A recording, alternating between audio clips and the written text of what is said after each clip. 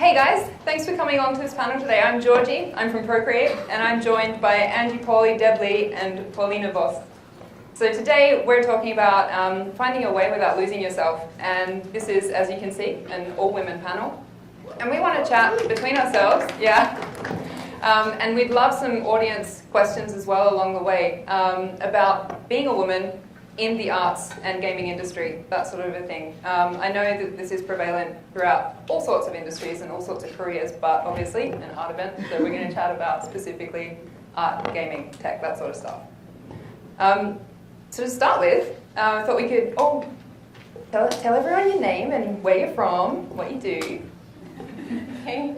Okay, it's working now. I'm Angie. I'm from Costa Rica, and I am a visual development concept artist. I work in both video games and anime. Did I miss anything? No. I don't think so. No. Hi. Can everyone hear me? Okay, good. My name is Deborah. I am based in San Francisco. I'm an illustrator, designer. I currently work in the tech industry as an illustrator at LinkedIn right now, but I am also a freelance illustrator and publishing editorial, which means I just don't sleep. I've only been in the industry for a couple of years. I graduated from college in 2018, and I kind of just went into illustration without a degree, so I'm kind of just fumbling in the dark. So yeah, that's my story. Yeah. Hi, I'm Pauline Voß, and I'm from Germany. And I'm a freelance artist, and I think people mostly only know my personal stuff because I only started 3 years ago to even discover there's something like an art community. I'm coming from a 3D background, but I was never connected to all this. And when I went to my first art event, I saw wow, there are so many people who make a living from painting. I can do that too. And then I just did it. And because you just got to start. So I'm a freelancer, but I'm doing mostly cut game illustration. For those of you who don't know me, I'm Georgie. I'm from Procreate. I run Procreate social media, and I'm the artist liaison. I'm very lucky to work at Savage. We're a very small team. Savage is the company that owns Procreate, if that's a little bit confusing. I'm from Australia, and I would consider myself a hobby artist.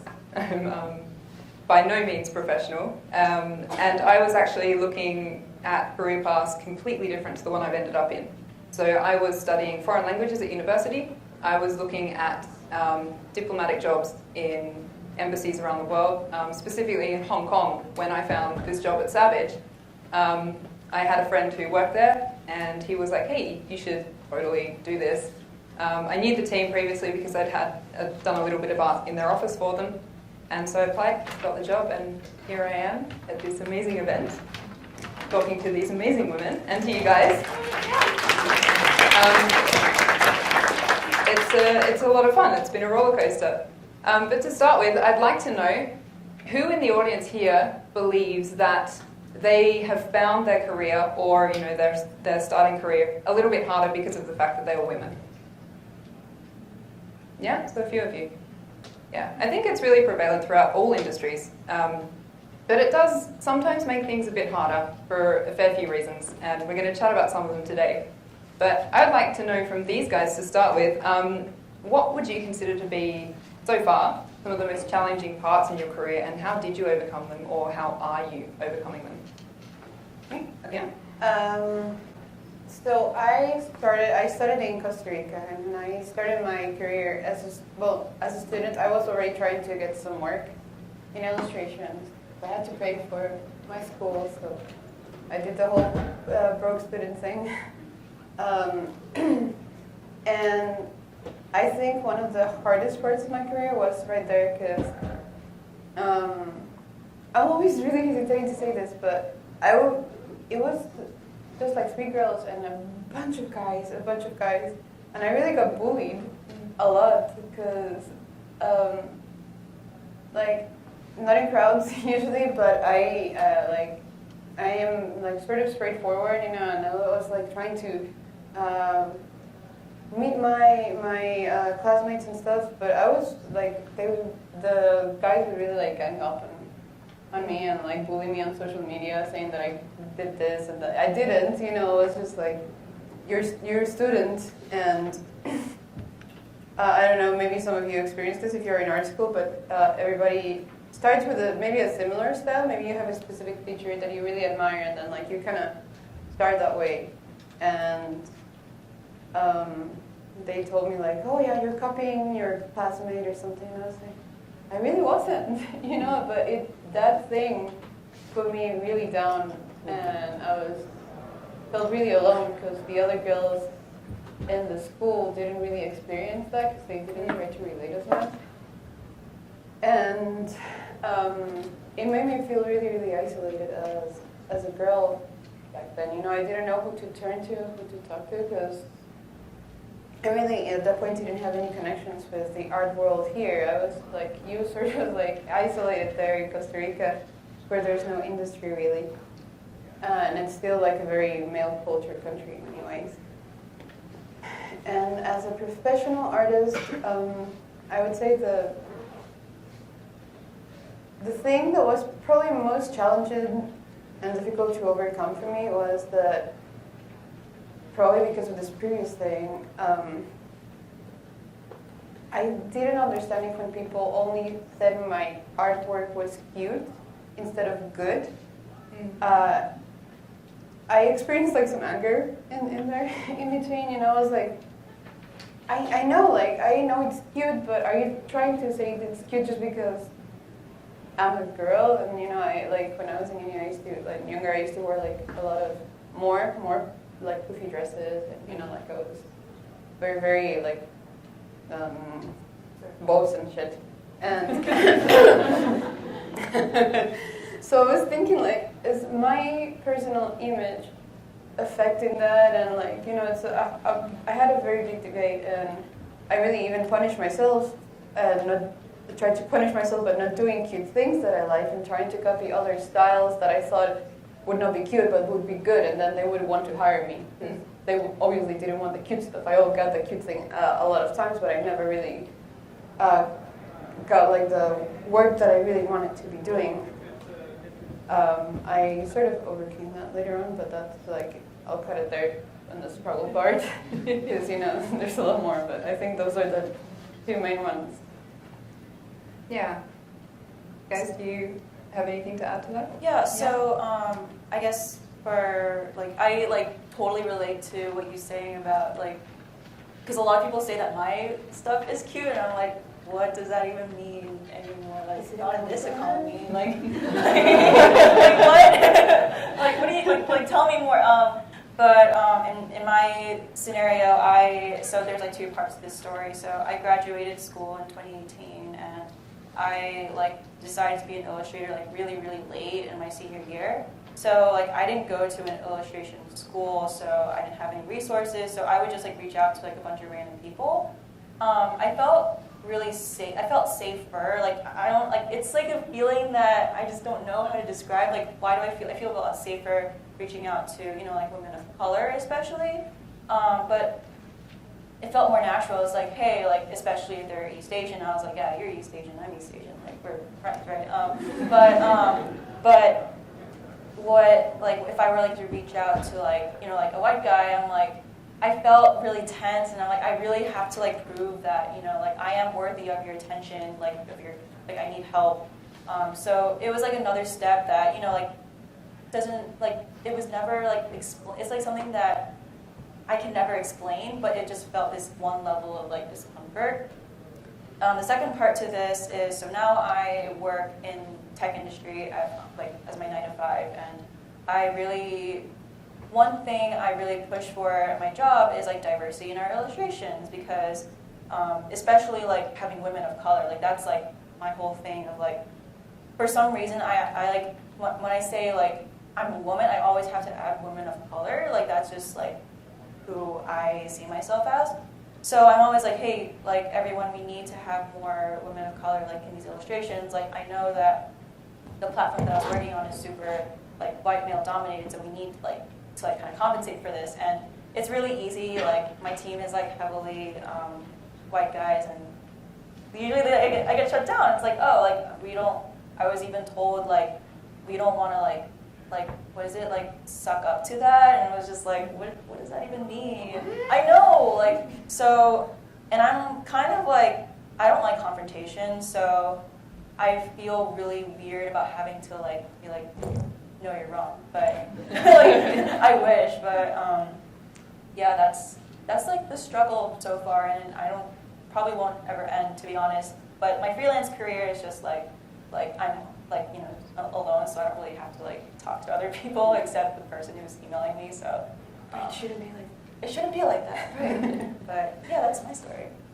I would like to add that I can also relate to the certain part. Like, I mean, we go through all these different problems and things, but something that helped me really along the way was to have this certain feeling of sisterhood with other female artists. So much. Yeah. And this basically kickstarted my whole art career because I back then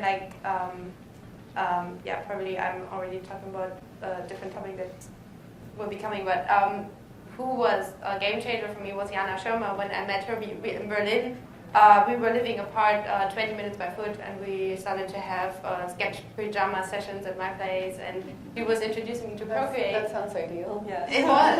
It really was. It's art parties. We did live drawing with each other and just having fun, and that's always like, that's when I was introduced to Procreate, and she was always telling us like, download the manual and read all of it, because everyone was complaining how they could not get into the, you have to relearn the drawing, but anyways, about women.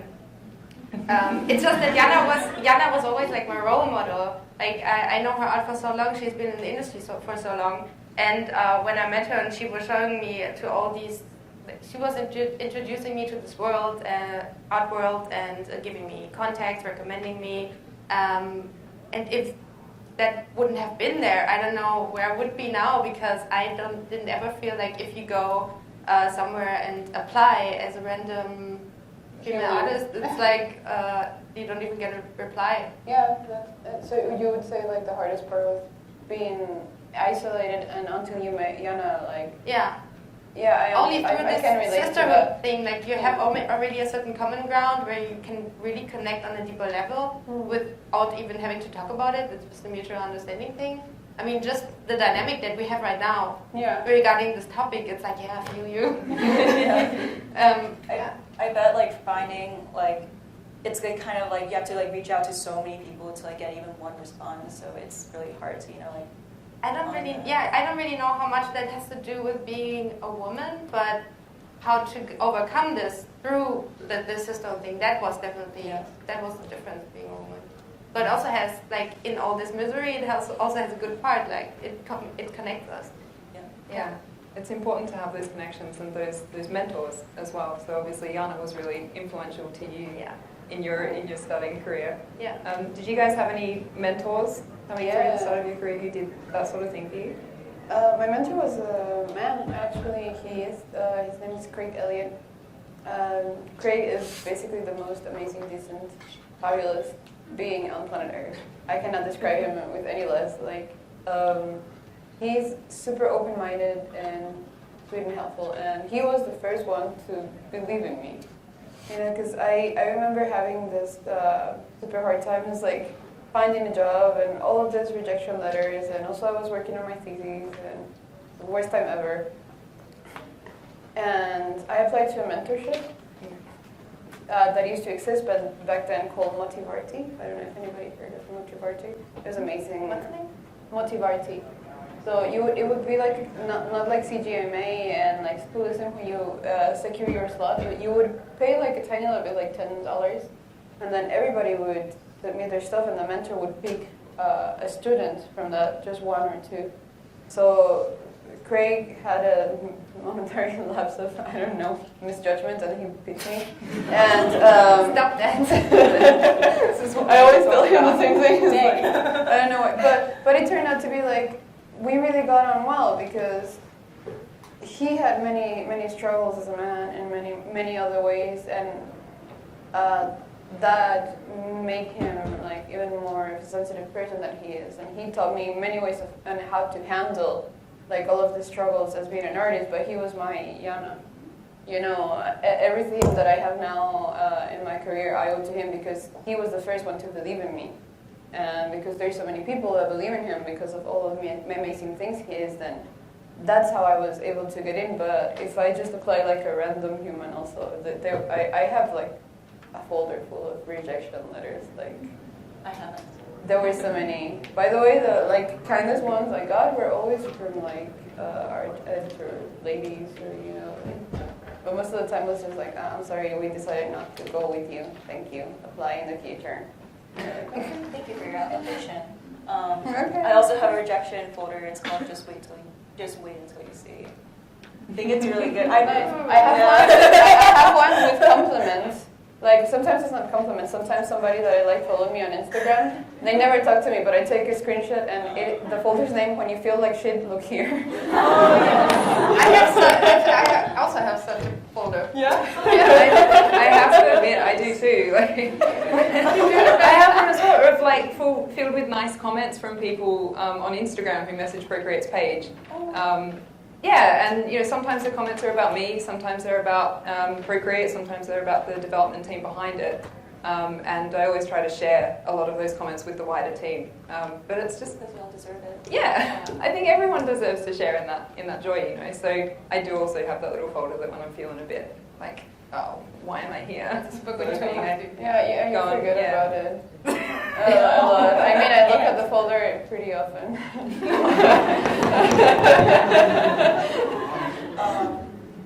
So my mentor is an illustrator named Alice Lee. She was someone that I cold emailed like out of the blue when I wanted to be an illustrator, and she was like so cool. Like, I listened to so many interviews about her. She like was on some podcasts, and basically like her story was so much like mine. And she went to like the Wharton School of Business. She didn't have an art degree. She worked her ass off and went into illustration, and now she is like one of like the leading illustrators in like San Francisco right now. And she answered my email, and we got coffee, boba, same thing. But yes. And one of the things that she said to me that really stuck with me is like, hey, like I got a lot of help making this really hard transition into illustration, and so I want to help you too. So nice. Yeah, she's great. But yeah, like I really admire her in that she just does what she wants. Like, she still has like a pretty solid client list, but she's like, I'm just gonna like she's like, I just want to draw like really like feminine things. Like, she's like, I don't really care. Like, I'm just gonna do it. And now she just wants to do. Now she's doing murals because she just feels like it. And she just does it. Like, I like really admire that, because I often worry like about what other people think of my work if I suddenly start like working in like X way, you know. So she is like she's like a mentor, but she like over time we became like very close friends. So it's like the best mentorships. Yeah. Going back to a comment you made earlier, Deb, about how you didn't like conflict, and sometimes in your workplace you felt like you got shut down a little bit for kind of pushing the fact that you wanted more women of colour to be involved. Yeah, I've forgotten where I was going with that. Give me a second. Yeah, no, here we go. I'm back. It's good. This is the first time I've hosted a panel, guys, so I'm like super nervous. Anyway, women in general, and also women of colour, of course. Do you think that, and this is something I struggle with a little bit, and actually I might give you guys some background. So, as I said, I do the social media, and I'm the artist liaison for Procreate, and that means that I get to do really cool things sometimes, like I get to reach out to artists when we want to commission to them, and I get to say, hey, we want to buy a piece from you. I get to organise things like these panels. I get to organise the live draws that we have on YouTube and that sort of stuff. And something that I've been doing recently is really trying to get more women artists involved. We have, and like, this is not to say that the men are better or worse or whatever, but there are so many fantastic male artists that we're friends with at Procreate. We know a lot of them, that's great. But I find it really difficult to get women even involved in what I'm doing with these sorts of things. And sometimes I wonder whether pushing so hard is actually detrimental. Like I wonder whether it's kind of like backwards as well. Like whether I'm doing a disservice by kind of trying to shove women into the certain thing that I'm doing. And do you think that perhaps that's a similar thing, or do you think that's? Yeah, I actually kind of did the same thing. We had a spreadsheet. We had a PowerPoint at my workplace, and we had slides of every artist that our company could potentially commission to illustrate for us. And I think it is really good to have a focus we need to commission more women, more people of color, and it comes to the point where suddenly I just started it did become really hard to find people who couldn't draw these other people, but I found that at first it's good to approach this with an open mind, and then step back for a bit and just look at everyone being okay, there's way more men than women here. How can how do I know any other women who can draw some people? Because there's some people you can't find a style that's like theirs, right? But there are some people who are absolutely just as qualified, if not more qualified than others, that you can definitely give them a chance to.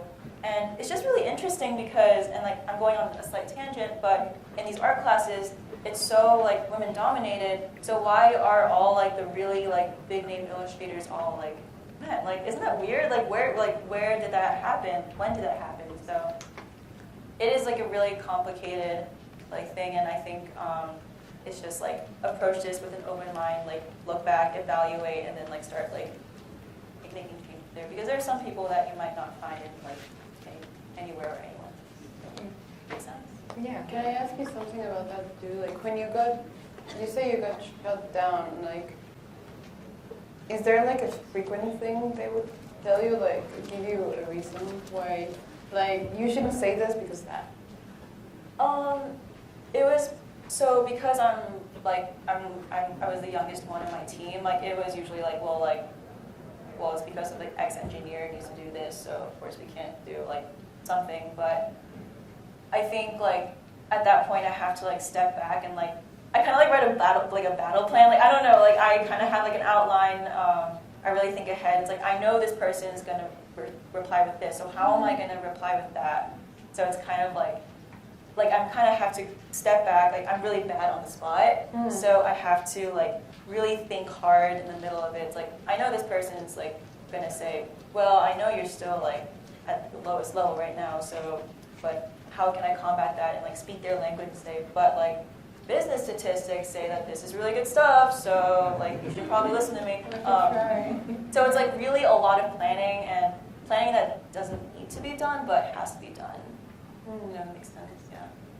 Regarding the backwards thing, I also wanted to add that I'm thinking about this a lot as well. The backward? Yeah, how specifically making something for women edition, women panel could. Even this panel today, guys. Yeah, women panel. The title didn't say all women, right? It just said. The description did, title didn't. Yeah. Yeah. Oh, okay. Yeah. Yeah, I was thinking about that too, because you kind of make it extra. It's always the Firestarter magazine that you could grab at this event in the entrance. It was originally planned to be a women edition. But along the way, and while talking about this whole topic with Spiridon, we decided to that it's better, or basically he took the end decision, but I fully supported that, does it really help if you make it a women edition? Is it not better to just make it another normal edition, but then give more of a voice to women, and to make it more women focused without labeling it like that? Yeah, without make it normal. being without excluding, because that's one of the problems. Yeah, feminism has to be inclusive, so it's it's not against men or just only women. It's okay, we just do it, show, don't tell. Just. I like that show, Don't Tell. It's really nice. It was I was commenting earlier before how last year I went to the schoolism in Copenhagen. I've never been to a schoolism workshop before, and my friends were going, so I wanted to.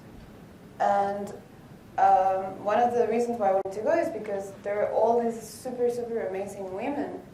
And I think somebody asked Bobby, like, so why is this an all women thing? And he replied something that I really like, which was, no, there's no reason. Like, these are like the reason why these people are here is because they're amazing artists, and they just all happen to be women, and that's what came together at this time.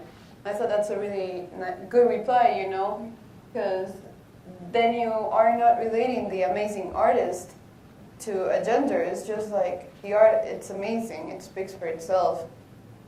And I think that's another good way to approach it, you know, like, because then people are maybe, some people have a really hard time with the feminism thing. I noticed when I tried to talk about it, a lot of people are like, yeah, but, and no, please don't make me go. I'm tired. I don't want to talk about it. Just read something. Educate yourself. Yeah. On that, you know, I think that women do get dismissed a little bit quite easily. I was putting forward women for things, and the feminism thing, and it pops up on the internet all the time. Do you guys think that women do have to work harder and faster earlier in their career so that they can establish that stable sort of career and that stable trajectory if they wanted to go and do things like, and this is so, I hate this, but like if they want to go and start a family, because we all know that women have to stop, don't we? Yeah. Such a difficult topic. Yeah, it is really touchy, but I want to say something that I'm telling Pauline all the time because I was so baffled by meeting this particular woman. So I went to Japan to work in a farm of some people I met, and I felt like I really needed the experience. That was I don't know, I wanted to be like really humbled by life. And so I went to work to this farm, and this lady has, with her husband and her family, an organic farm rising in the south of Japan in a place called Minami-Aso. And she has 4, how do you say, children, offspring, fruit of her loins. And she has like a PhD in some sort of bioengineering.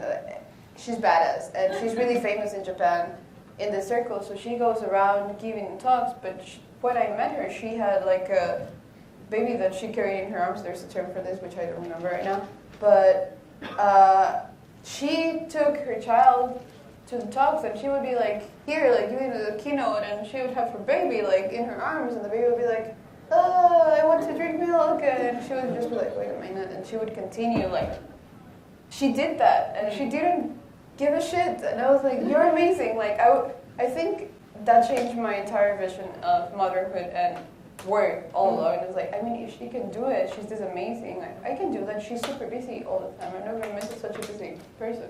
Yeah. Yeah, and that's like, it made me really think about that thing of like, we need to get really there and do this. But I also feel like maybe there's something in that is like,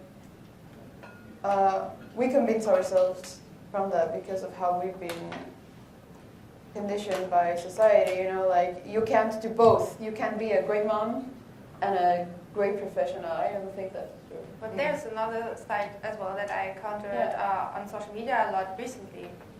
It's a returning topic, which is like that women are expected to have a family to begin with. Yeah. This is a problem too. It's like this social society pressure to even have to start a family just because you get to a certain age. And then, I mean, I am now in an age where my female friends are constantly telling me, today I got asked again if I'm pregnant. I just put on weight, the fuck. It's like, You would just bloated, okay? and people do that. Like, why would you do that? Why would you ask someone else who is not telling themselves? Wait, I have a really funny story that I saw on Twitter. This is not me, disclaimer, this is not my content. I believe I saw a tweet that was like, someone is pregnant, someone else asks them, hey, are you, how far along are you? And they say, they are pregnant. They say, I'm not pregnant. Like, what are you talking about? And the person super embarrassed, and it was so cringy, and I like retweeted the shit out of them. It was so good. I loved it. Yeah, but anyway, I digress.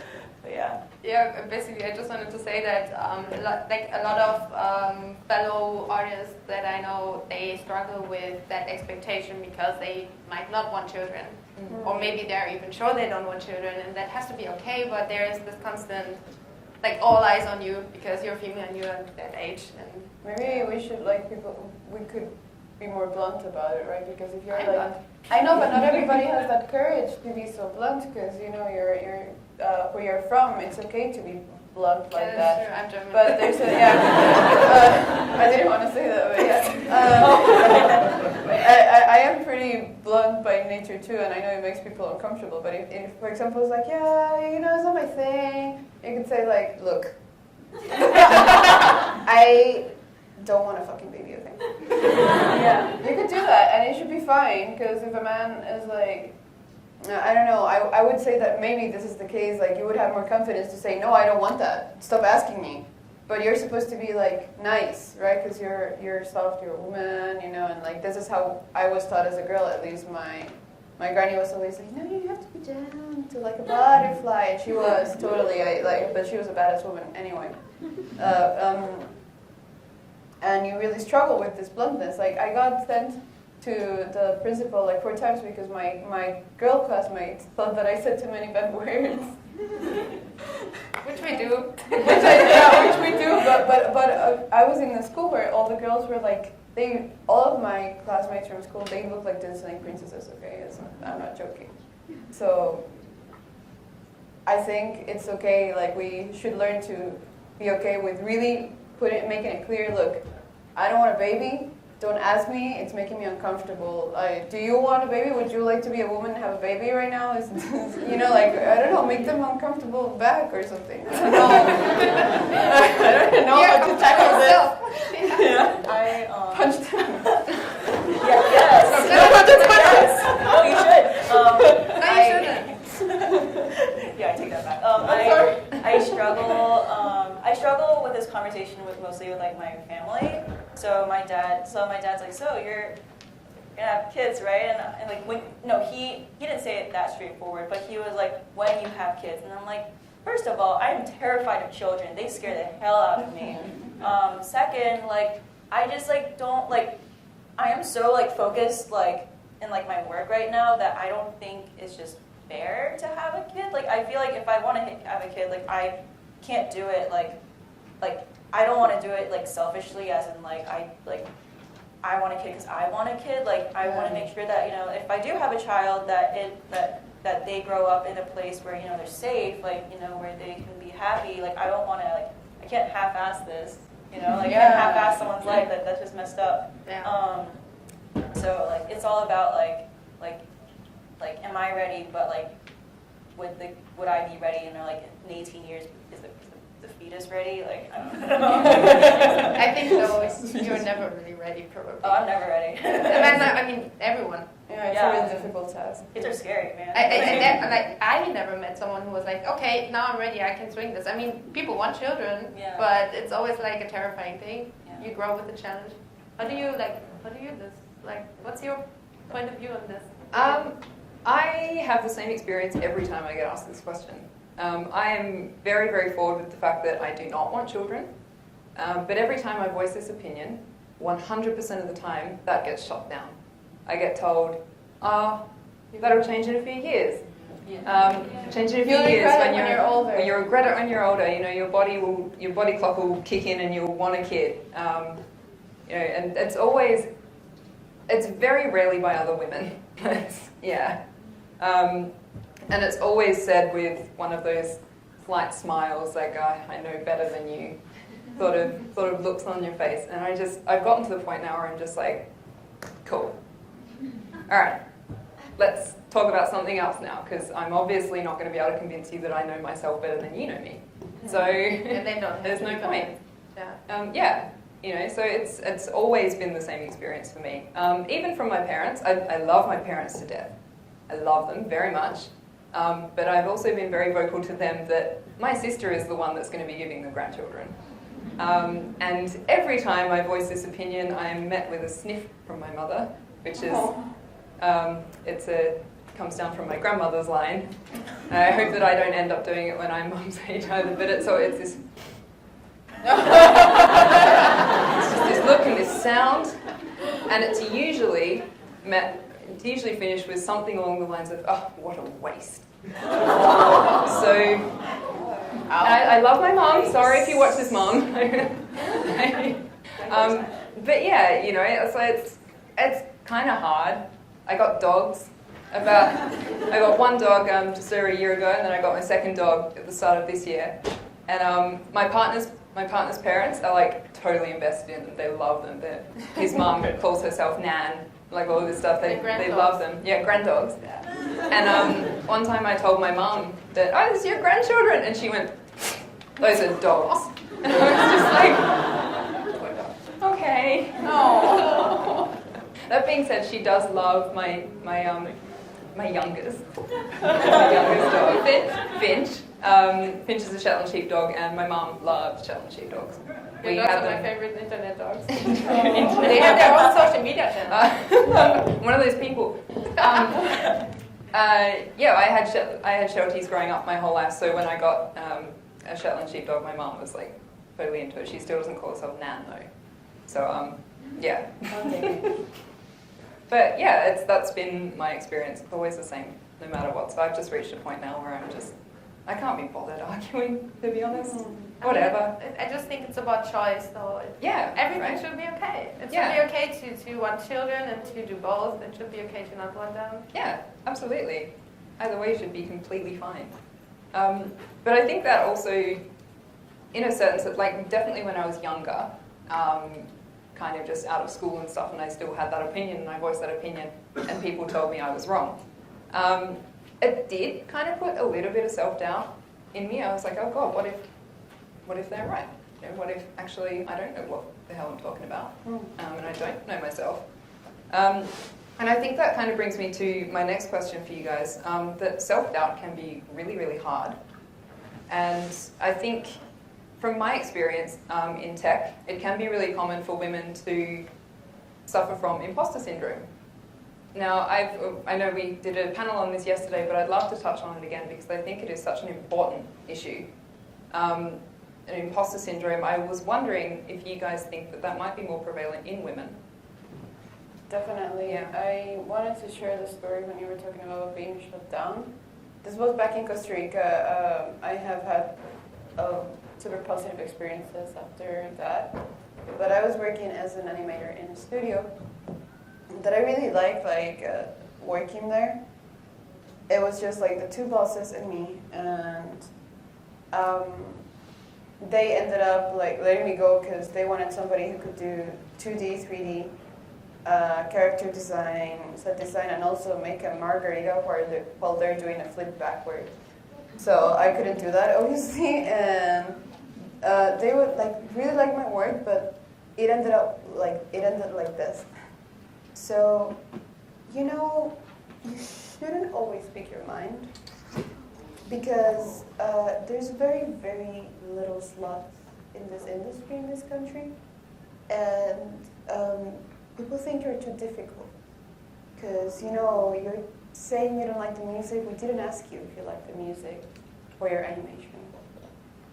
Just to be clear, I designed the characters, I made the storyboards, I wrote the script, and I animated it, and I cut it, and I chose the sounds, but I couldn't say that I didn't say I don't like it. I said I think this other sample suited the animation better. Maybe could you think of that? Because you're also told you can't really be I don't like it.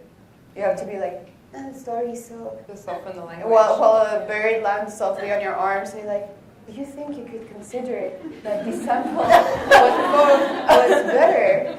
Sparkle, sparkle. No, right? And when they said that, they said it in such a way it was way worse.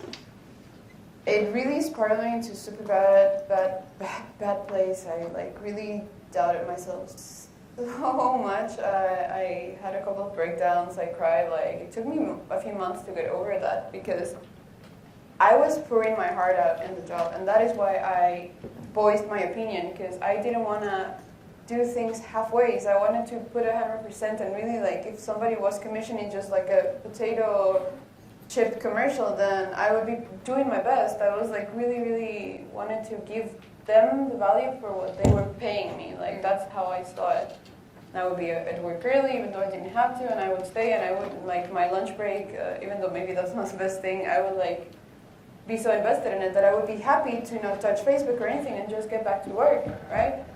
So getting that, like, you're difficult because you're passionate, made me doubt myself a lot. And I really spent, like, a long time on the ground evaluating how I thought I should talk to people about stuff. And then I came to the conclusion that I didn't say anything wrong, so I just kept my method. And with my clients now, it works, but those guys were one of the biggest causes for me, still feeling like maybe I shouldn't say what I think.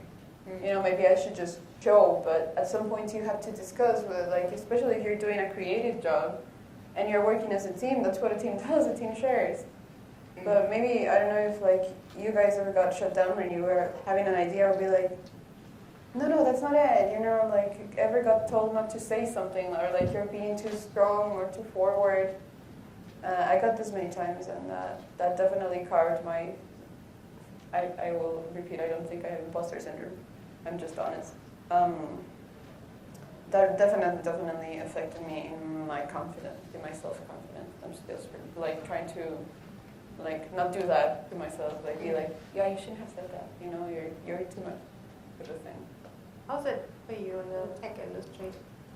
So I was trying to think. Like, I was thinking about this question and more about like when I was trying to like climb my way into the illustration industry. Like, I still have like major imposter syndrome. Like, even like right now, like I'm walking through LightBox and I'm like, oh, do I belong here? Like, holy shit! Like, holy moly! But I think like, and I'll think of a better answer for tech. But for like illustration, it's like I found that I think I was taught to use like those softer words like I think or I feel like instead of like this is or like this is what it is. So I think another really something else that I've noticed is that I use the word like aspiring a lot. Like, you know, aspiring artist, like aspiring like illustrator.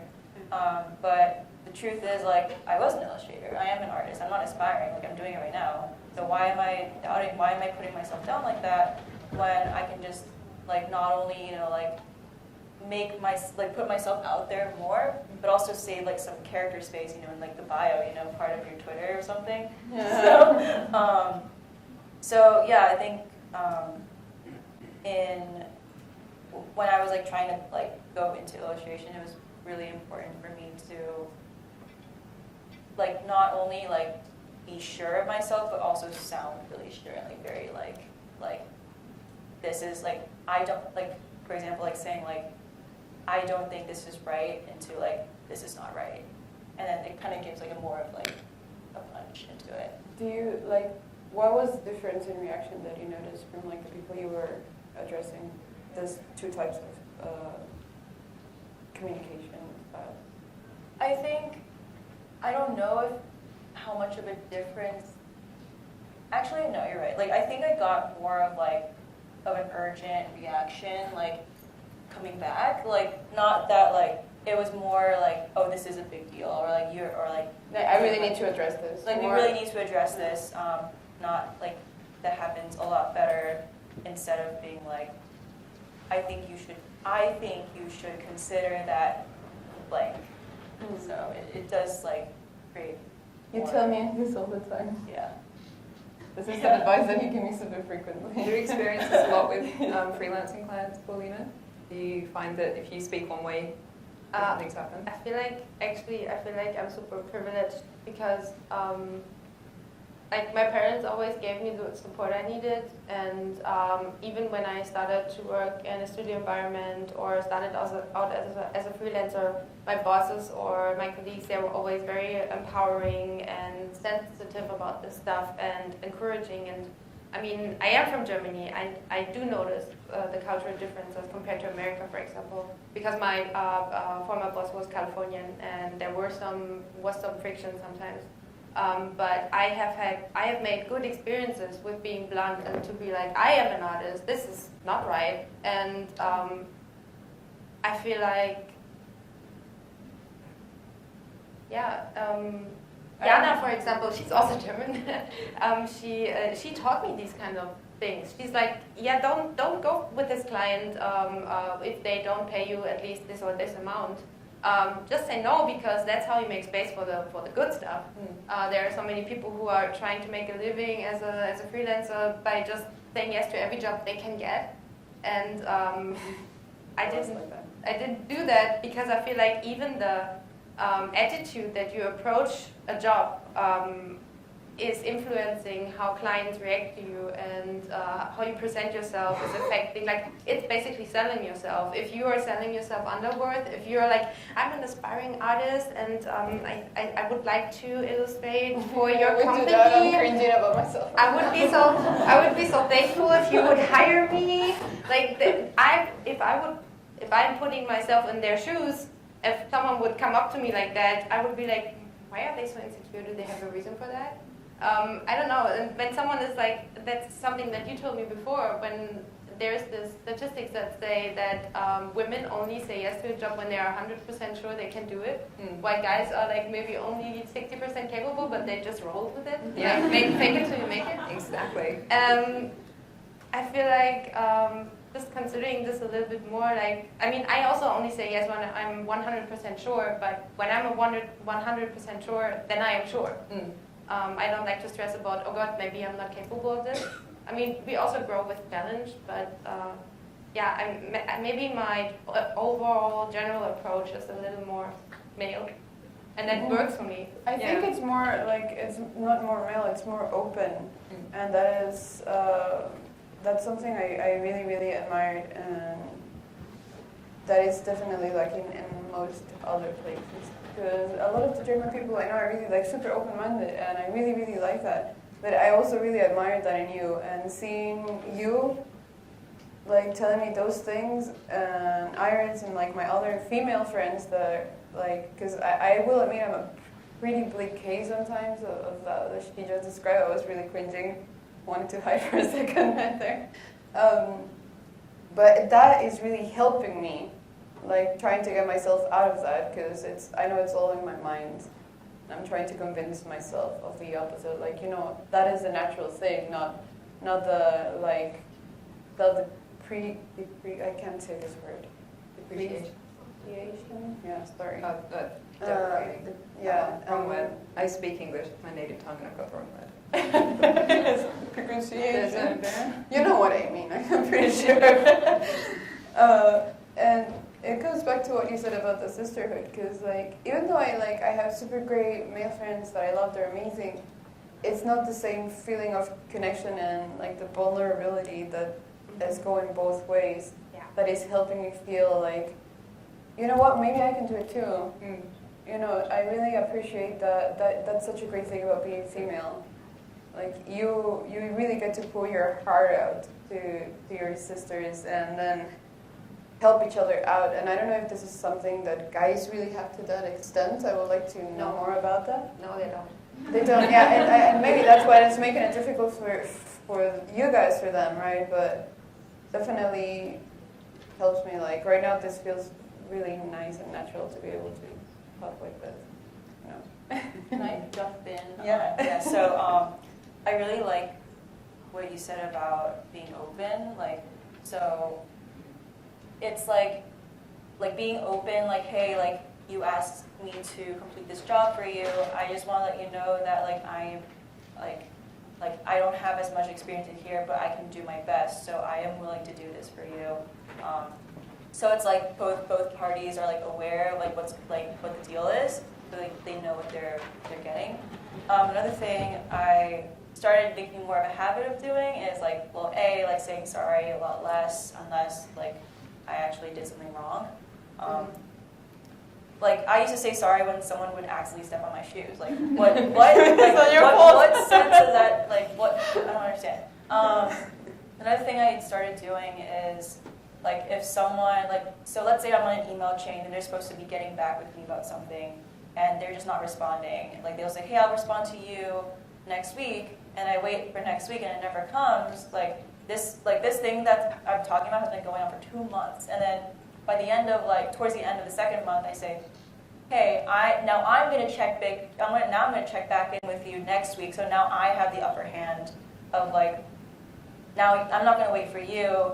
I am gonna come after you now. Yeah.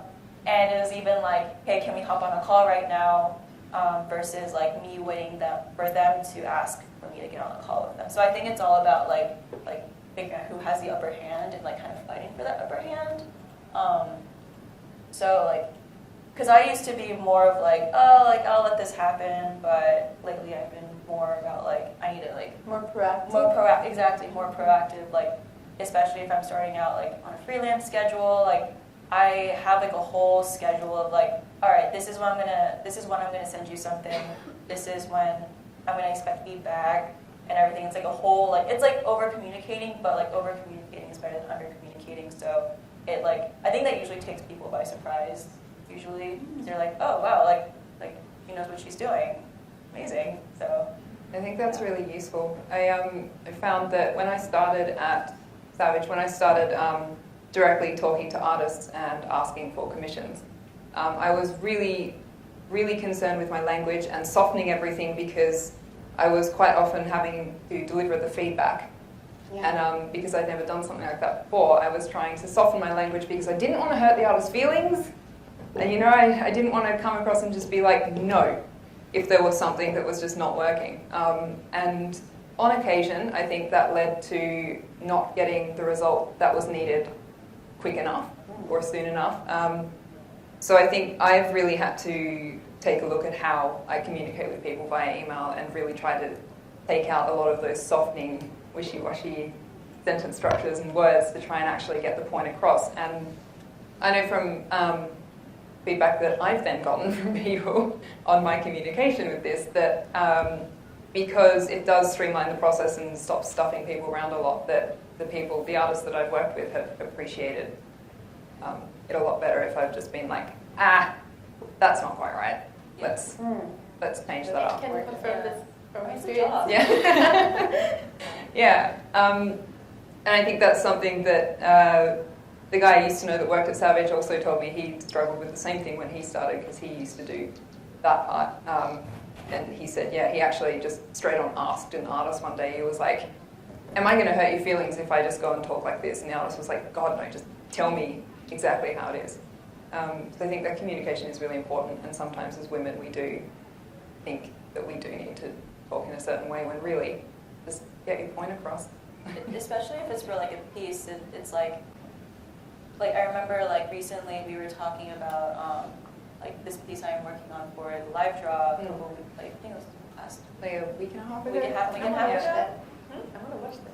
It's really good. Deb discusses her favourite memes. Yeah, that was And promises to bring me mac and cheese. Which to I LightBox, did. Which she did. Which I That did. was great. And You're I amazing. cooked it, so thank you, Rachel. But it was I drew what was what was supposed to be a boy with deer behind him, but I think the team wanted a woman instead, and it was just there was a reason that was because there's longer hair maybe, it would flow in with the composition, so that was really solid. I thought that was just really solid feedback. So it was just very concise and I could totally roll with this. So thank you for that. That's partly Tom and Nate as well, if they're in the crowd. The team of us working with commissions and creative, yeah. I'd like to open up to the crowd. Do you guys have any questions? Yeah? So the question was, in your workplace, if you have a female colleague who is using that softer language, do you think that there is any way that you can broach that subject with them? Yeah? Can I begin? Yeah? So I think a good way, because it's really, sometimes it really depends on the person, you know, and it's kind of hard to make them open up because it's maybe it's a deep set fear. I don't know if you can use, but if you did, okay. What has really helped me, because you know sometimes I'm stubborn and like, no, I suck, I will keep talking like that. Has been seeing Pauline and my other friends that I know. Like I know you don't struggle with that, but friends that struggle with that, maybe I don't know. They struggle with that, and they're doing their best to do it. So they are showing me, and I know them. You know, I've interacted with them, and they're showing me it's okay to be like that. You know, so by example, sort of like the old way is, in my experience, the best way to open up somebody who's like could be really close, or maybe because they're colleagues at work, you don't really have like the, how do you say, not confidence, like the intimacy maybe to tell them, hey, so I was wondering how you feel about this, because I once, like this is so bad, I once was ages ago, it was baby Angie, and I went to this book workshop, and there was this girl who like, if I'm bad at like saying stuff about myself, she was way worse, and I liked her, and I thought we clicked, and I told her like, hey, why are you like saying those things? I actually think your work's super pretty. I was soft. I was really soft in the ways, and I think she wanted to kill me. Like she was. I've never seen somebody so mad for a compliment in my life. Yeah, I still feel super, like, I just got like a little bit of a stomachache. Was a weak spot? I know, but that's why maybe leading by example is better, because like you were telling me about that the other day, about like you're explaining me like some sort of part of being woke. I'm still like, I'm pretty into that term itself. I'm really trying to like learn more about it. And it makes sense, like, you know, sometimes you can't go and tell people stuff, but you can show them. I am afraid too, but I'm still, you know, trying to do it as well. Maybe you already do it, I don't know. But yeah, that's how we do it.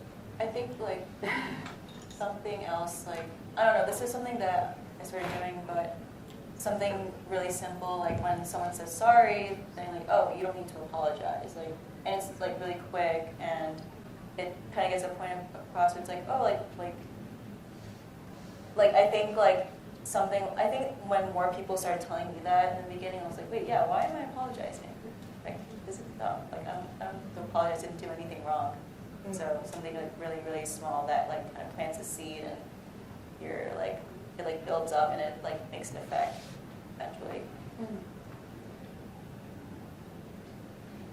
Yeah, I don't know. I just think it depends also on in the environment. If it's a certain work situation, then it also depends on if I see that this person is struggling, like is having problems being like or talking like that.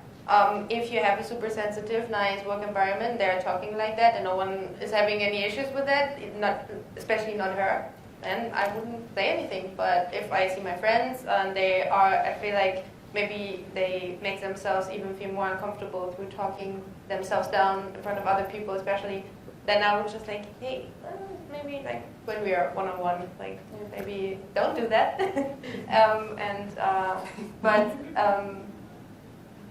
Yeah, I think I would always be sensitive about that in a way that like, and Angie and I are close, so I can be super blunt. I super appreciate it, actually. But if it's just a coworker that I do not know that well, then I wouldn't do that, because then maybe that what you just explained could easily happen. I still feel so bad about it. No, don't feel bad about it. You have the best intention, and it's something that she struggled with. That like it's a serious problem, but you shouldn't feel bad about it. Yeah, okay, you're right. You published a book even now, by the way. I'm glad.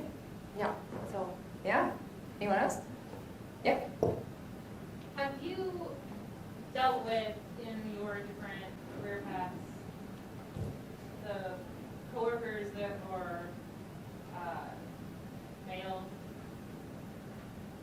stating the same thing that you stated and being credited for? And all the time. And also, what do you do in that situation? Or how would you? I'm I'm super lucky at Savage. Everyone at Savage, I mean, I get along with everyone there. I have not experienced this issue at Savage. I consider myself incredibly blessed. Hashtags, all of that stuff. But yeah. I just wanted to say that whenever they happen, I was like, that's what I just said. I would say the same, but still, like, it still gets, like, brushed aside. It has happened to me so many times. It's annoying. Like, with ideas for short films, and, like, I've been at meetings at work, and people are, I have this idea, and I'm like, yeah, blah, blah, blah, blah, right? And then they're like, oh, yeah, and then, like, a guy says the exact same thing in the next week's meeting, and they'll be like, if I didn't say it, they'll be like, yeah, let's do that. And I'm like, what the fuck? I already said that before. And, like, it was like, yeah, that's what I said last week. Here's, like, all this 100 million sketches I gave you, and you were like, yeah, you know? Well, I wouldn't say that to a director, obviously, never in my life, but it is annoying. So I do what she does. It's like, yeah, I remember when I said that, and then you said, oh, that's a really good idea. Like, just make it, like, remind them that they thought it was good. Because some people do forget, actually, I think. Like, I work with, like, really nice directors, and they're, like, forgetting what they like. Maybe they're not even aware of how they perceive it differently, just... Yeah, I know, like, even, like, if you're working... Ignorance. Yeah. Like, if you're working in a visual development environment, like, directors have a lot of stuff in their mind, and sometimes it's not even like that. Maybe, you know, like, that dude just reminded them in the right moment or something. So I think a thing we need to be careful about is, like, really observe the situation we're in and use empathy as always a tool to put yourself in their shoes, you know, because we're girls, we have problems. They have other problems, you know, and, like, we're also humans. We're not only male, female, or other, you know, identifying as other things. We're mainly humans, and we're all soft and sensitive. And a lot of us are really, really awkward at communicating, and that doesn't mean everybody means poorly. So that will also help you, because then you're not putting yourself all the time, like, in the like, they're doing this to me because blah, you know, like, also has to do with how you perceive yourself and stuff. So I'm really lately trying to be careful about those things and not just, like, seeing problems, but rather seeking, like, oh, maybe he said that because he felt like that, and okay, that's fine, so I'll just keep trying my best and, like, see if other ways of saying this same thing will help, but not because I need to soften it, but because I really want to improve my communication skills as an artist, as a professional. I think that's a nice way of putting it, instead of, like, You gotta just being find a balance with not finding too many excuses for them. Yeah, I know, I'm still trying to do that. Because you're very nice. Yeah, I guess, like, if it happens, like, way more than once, then, like, Yeah, be no careful. problem. Like, Yeah. if you see a trend, it's like, okay, the same person has been, like, repeating, like interrupting me, like, every single time, or, like, the same person has been stealing my content every single time, then there's, like, I shut people up sometimes, just be like, shh, I'm talking. Damn. Okay, I need to do that. I need to do that. Not everybody likes it, but if you make it funny, then sometimes it works. Yeah. Sometimes. Yeah, in the front. So I think the question was working on really drawing what you want rather than worrying about what other people are going to think about what you are drawing. I think you touched on that earlier, Angie. Me? Okay, I was like, everyone, but, like, much. you were also chatting about how Yeah. people always say your stuff is cute, and, you know. So this is the thing. I embraced it a ton. I still get, like, the bug when I'm like, cute. Can you say, like, you like something else, you know, inside? But I had this time where I was trying to achieve something to work in a studio, so they said, like, Blizzard style, like, you know, or try to match Disney style, because if you go to the portfolio reviews or to any portfolio reviews, they're like, well, you have to match our style. That makes sense, and I was trying really hard, but it just wasn't working for me. Like, I was like, yeah, Blizzard is, like, probably the coolest place I could work in. Maybe it is. And it's not cute, you know, it's just like, it's more like cool, I don't know how to describe it, Blizzard thing. And I loved cute animes, and I like cute little, like, magical mice things. And one day, after actually arriving from TTN, I woke up at 5 in the morning, and I was like, I really feel bad. and I really feel like embracing what I want to do right now, and I'm gonna do it for me. And I drew this like super sugary little mouse with a dress that had little cute stars, and I felt so good. I felt so good, and at that moment I was like, you know what? I actually just want to do stuff that I like. Like, fuck that. What if they don't want me? It's fine. It's fine. I'll just, if I am doing this and I am suffering, like I am because I was suffering. I didn't want to do that, but I thought I had to because, you know, I didn't want to be cute. I want to be cool, liked. I want to be hired. And at the moment that I really just let that go and started doing things that I really enjoyed, that I could put like my enthusiasm, that made the work better. Because all the stuff that I was doing before, it didn't matter if I matched the style, it sucked. Because it was empty as fuck. Empty as fuck. Like there was nothing there. People can literally smell when you don't put your soul into a piece. Exactly. That's what I experienced. Yeah. I saw this talk by Sean Sylvester. I don't know if I pronounced the name right, but it was at London Industry Workshops. He's amazing. He's amazing at that. Yeah. Yes, and he was talking about how people enter the art industry, they maybe are in art school and they are trying to actually match certain studio styles so they can get hired for, like, I have read so many job descriptions where they are asking for someone to be able to do everything, like even just today at the booth hall. It's like, we want you to be able to paint very cartoony stuff, even to photorealistic stuff. And this is like, this will, in long term, maybe for some people it works, but most people I know, this would tear you apart. You have to really go with what you want to do, because if you lose the passion, it's just like another stupid job. You can then just be like the opposite of an artist. If you're just trying to do mileage in a certain style that is not yours, only you can be better than anyone else in your own style.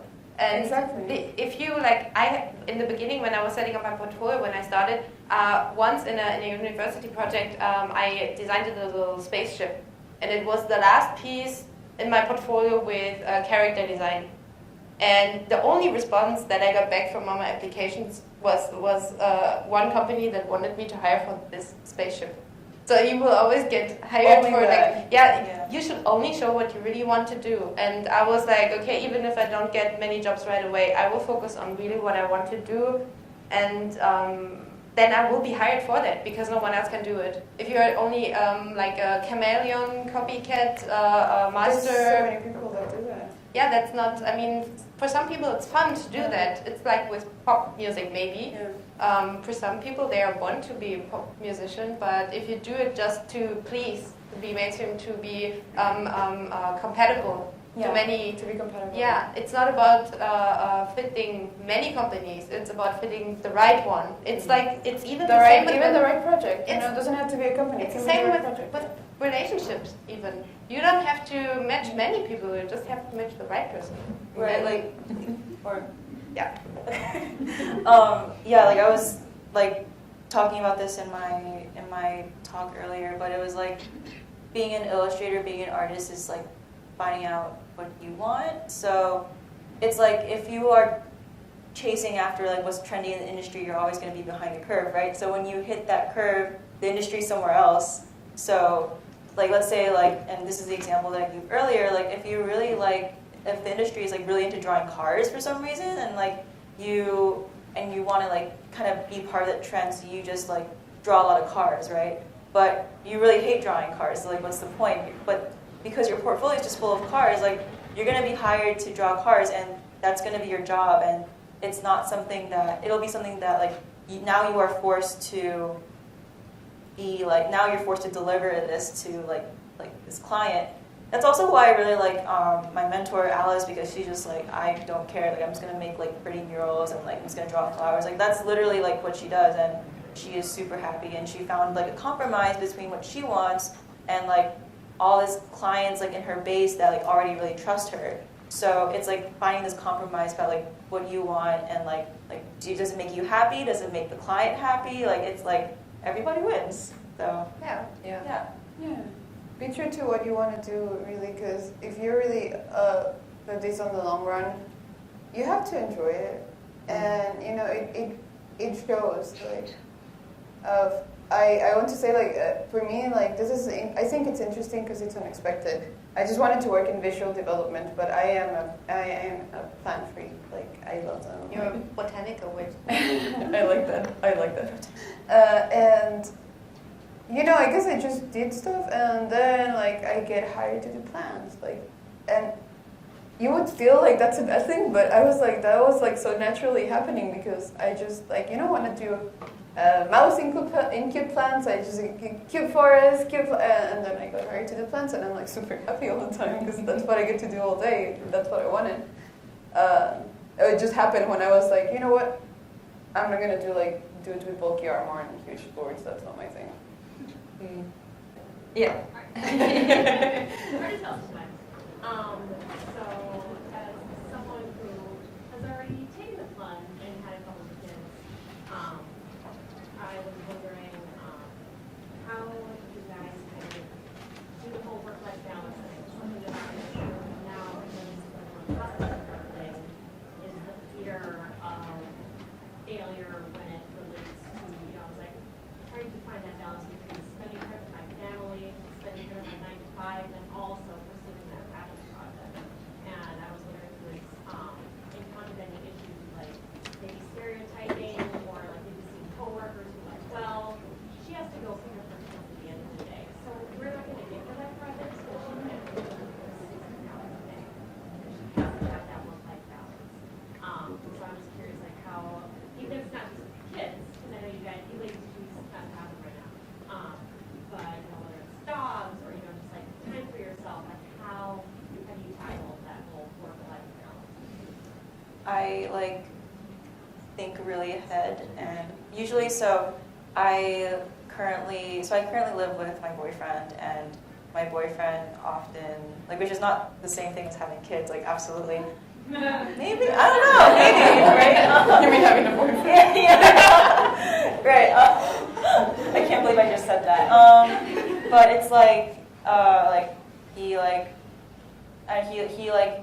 whenever I get a new project, he kind of jokes and he'd be like, so am I ever gonna see you again? Like, so I make a compromise, like, so we communicate very like ahead of time. And what I do is, like, I always like set one, like, again, this is not the same thing, but I always like set one day a week where I just like don't do any work. Like, I only spend time, like, maybe we'll go to the aquarium or the beach or somewhere, but it's just like a reminder that I am thinking about you. Like, I do like care about you and I do want to spend time with you, but like I have a lot of work, but for you I'm going to set aside like one whole day where I just don't do any of that. Usually that's like a Saturday, so I can pull him on the ground. Is he having a normal job? Yeah, so he works a 9 to 5 as well, but he also pursues music. So he also has his own like little like side gig stuff. So he is thankfully also like a busy person, but also is not a workaholic like me. So. Yeah, I think it's a really difficult balance, and like if anyone is actually managing to nail that, please tell me how, because that is some mad superpowers right there. As we've said before, I have 2 dogs. I also live with my partner, and I am 100% wholeheartedly invested in my job. I love what I do, and because I work in social media most of the time, it can be very difficult to disengage, especially because I'm from Australia, and our biggest market is the US, so you guys are all up when I'm asleep. So when I'm in my normal working day, I'm not necessarily able to communicate with the majority of our market, so I do find myself working on the weekends, at nighttime when I'm watching Netflix with my partner, just like I'm on Instagram, just like, yeah, answering questions, talking to people. It's really difficult to disengage, and I think because my partner doesn't have a job that he is completely invested in and really passionate about like I am, I think he struggles sometimes with the idea that I don't necessarily see it as working. I'm really enjoying what I'm doing. So I have had to obviously consider his feelings as well in our relationship, and make an active change in like not working on weekends, for example, so that I can actually put that time aside to hang out with him. And my dogs as well. Anyone who knows me knows that I'm stupidly crazy about dogs. Like, I will talk your ear off about dogs. Don't even come up to me and ask about them because you won't leave for 2 hours. But I'm, just to touch on that, really, really invested in them. I make sure that they get walks, rain, hail, sunshine, whatever. I love dog training, so both my dogs are highly trained, know all these tricks. And I'm an aspiring dog sport person. Dogs are aspiring athletes. All of that stuff. You are athletes. I'm a dog sport person.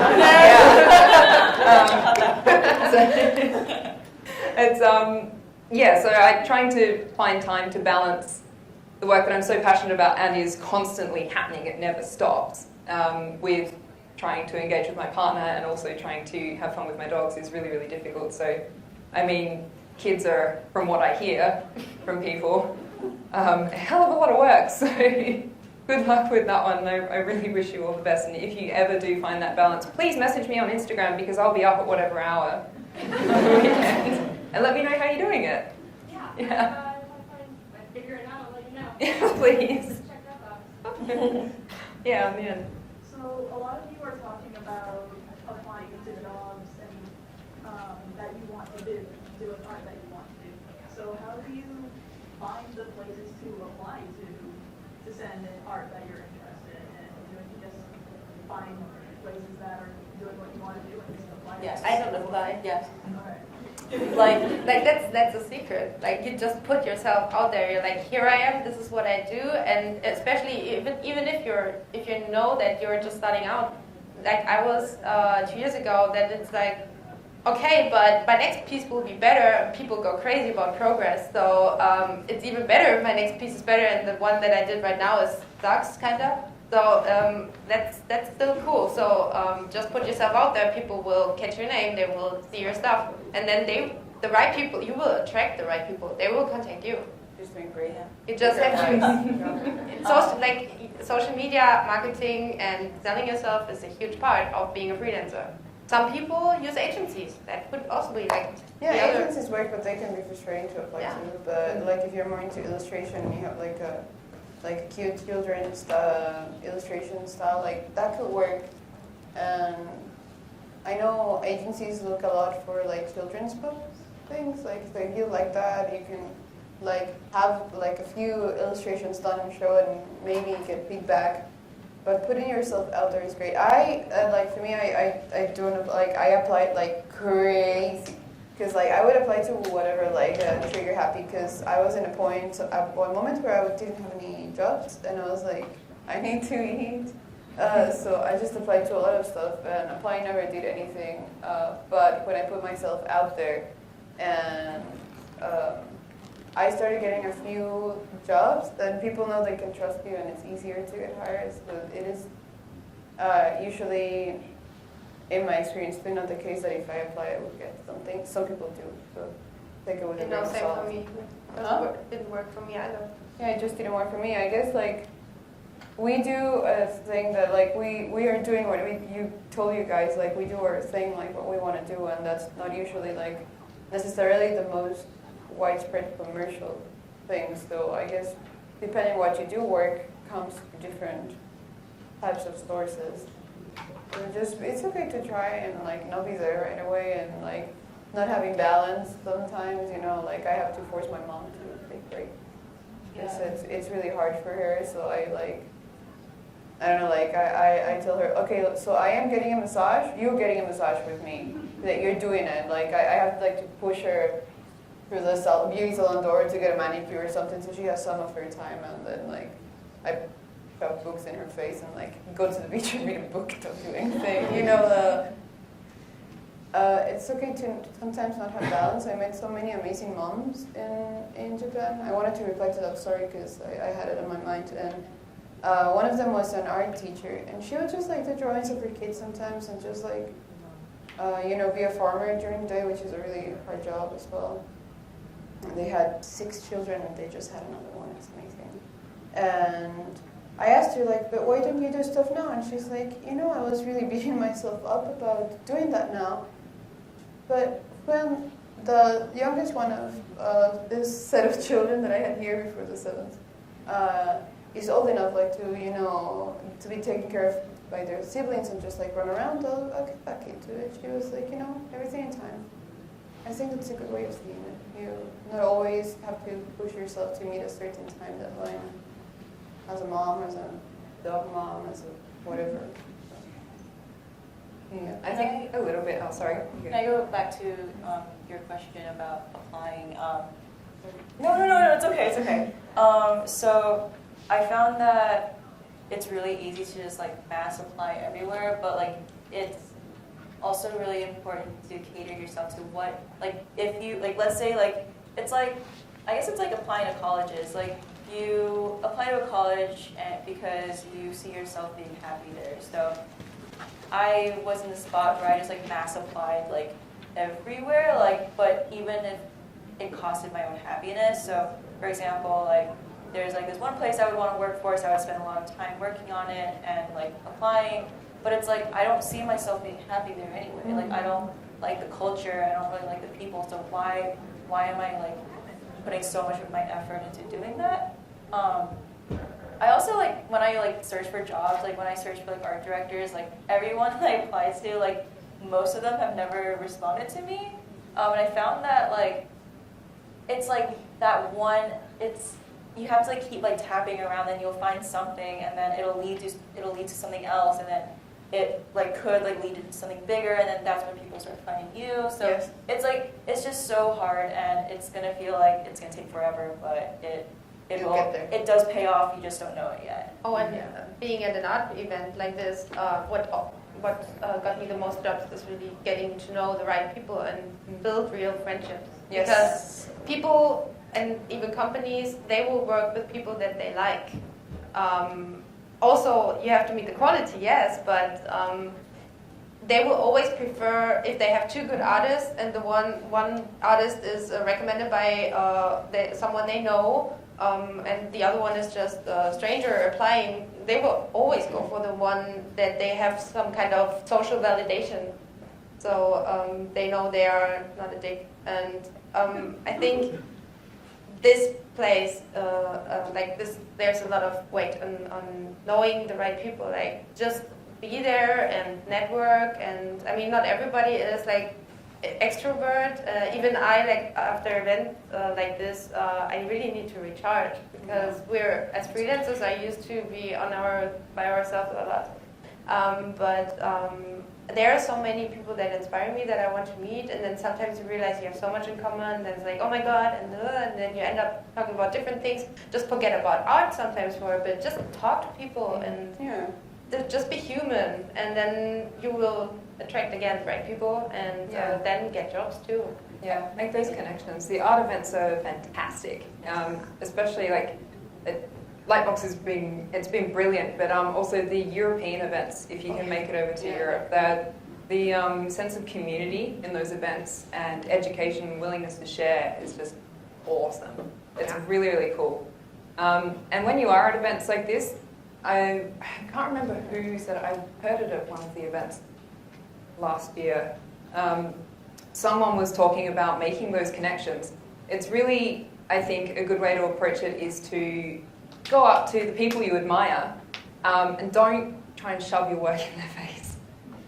Try and make those connections, like Paulina was saying. Just go up to them, be super chill. They are just humans as well. Like everyone here is just a person. They're not a god. Just remember that, no matter how good they are. Go up to them, say hi, introduce yourself, try and find something that you have in common that you can chat about and offer to, I don't know, buy them a coffee, buy them a beer, something like that. Just have a chat. Don't try and force your work down their throat. Eventually, the conversation is, of course, going to lead to art. You guys both have that in common already. And then there might be an opportunity there to kind of show your work and that sort of thing. But it's really important to create those connections organically and naturally, because people remember that. They won't remember someone who's just like, whack. Yeah, like I really like what you said about being organic, and I think there's a really important distinction to be made of like bridges versus ladders. So like it's like such a weird they have like it's really hard to distinguish between both of them, but if you are on the receiving end, you can tell which one is trying to like make a new friend versus someone who's trying to use you as like for their own like personal gain. So using somebody as like hey, like I just want to like tap into your brain and just talk to you about something like peer to peer rather than like I am using you to like rise up. So it's like really important to like kind of catch yourself if you like are using them as a ladder, like even whether you know it or not.